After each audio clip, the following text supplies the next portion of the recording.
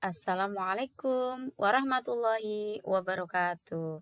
Selamat pagi anak ibu semua. Semangat pagi. Pagi, pagi, pagi luar biasa.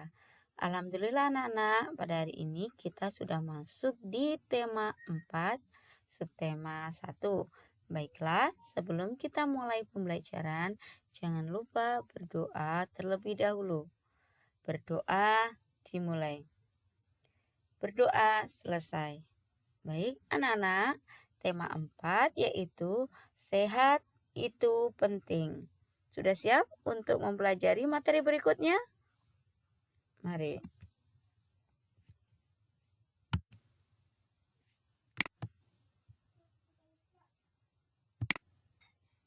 Nah anak-anak, kali ini kita akan belajar tentang materi bahasa Indonesia pantun.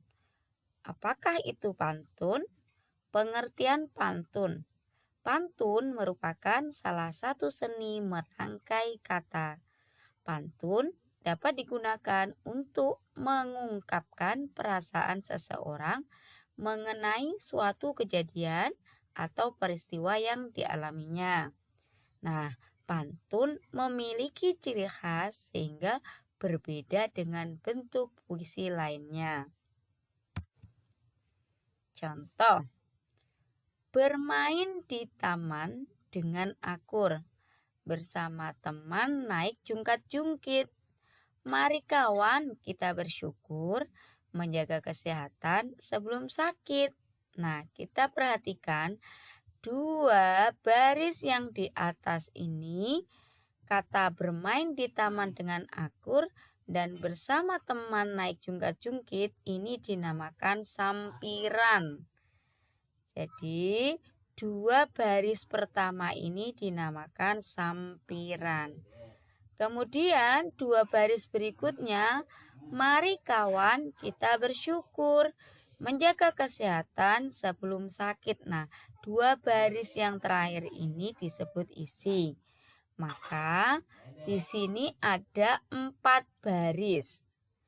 Pantun terdiri dari satu bait yang di dalamnya terdiri dari 4 baris. Dua baris pertama disebut sampiran. Dua baris yang terakhir disebut isi. Nah, ciri-ciri dan jenis pantun. Ciri-ciri pantun ada 4. 1. Bersajak ABAB. 2. Terdiri atas 4 baris dalam satu bait. 3. Setiap baris terdiri atas 8 sampai 12 suku kata. 4. Ada 2 bagian yaitu sampiran dan isi.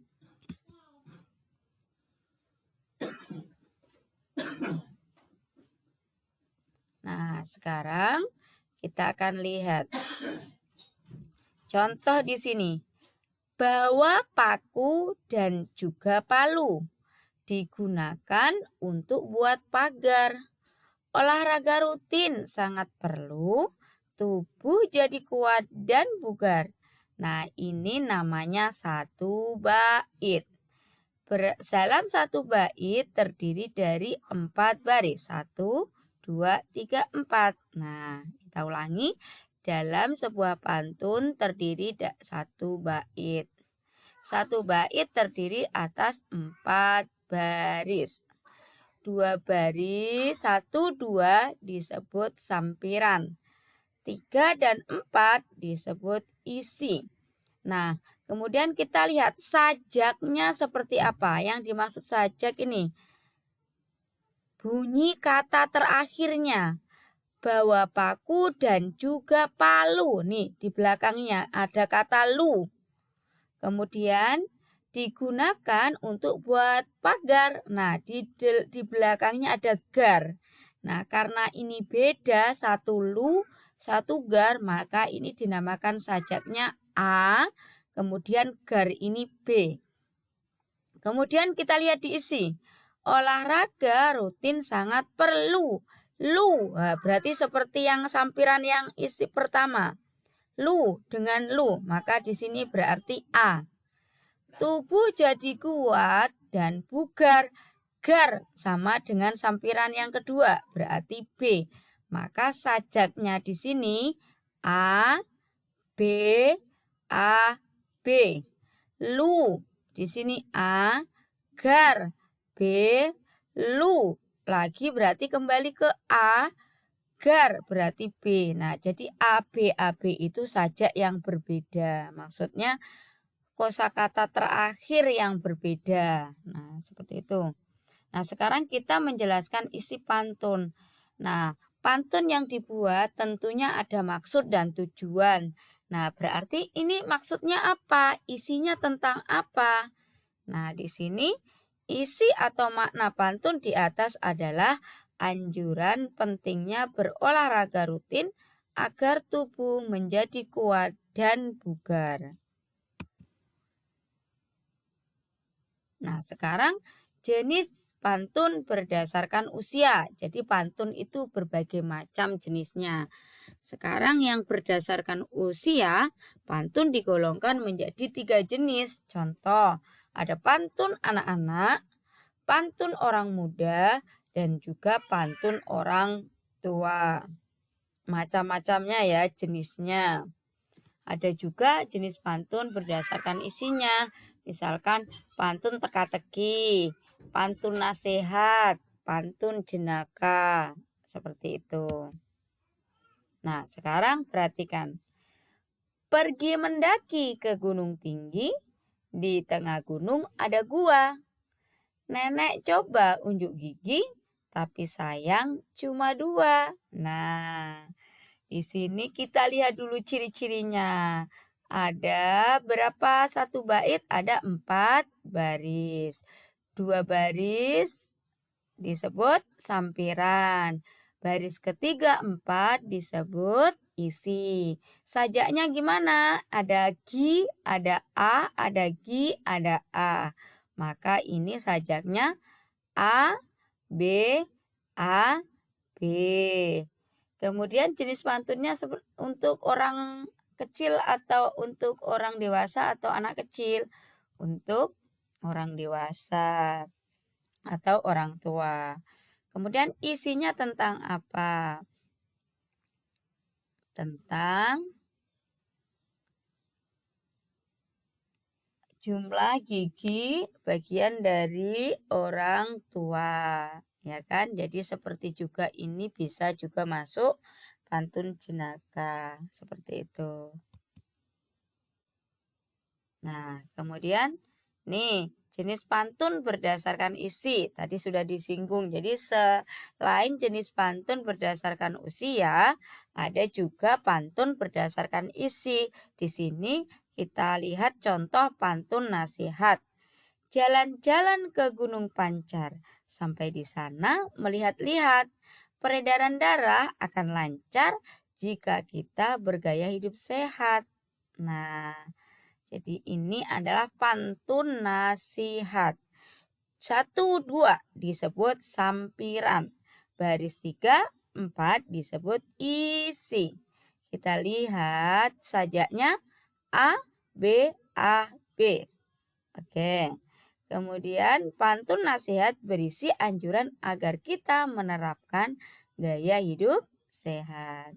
Sekarang kita beralih ke pantun jenaka.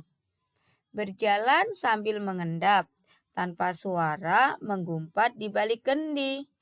Dari mana asal bau tak sedap? Ternyata dari kamu yang belum mandi. Nah, di sini 1 bait terdiri 4 baris. 2 baris, 1, 2 disebut sampiran. Baris ketiga 4 disebut isi. Nah, sekarang belakangnya kita lihat sajaknya bagaimana.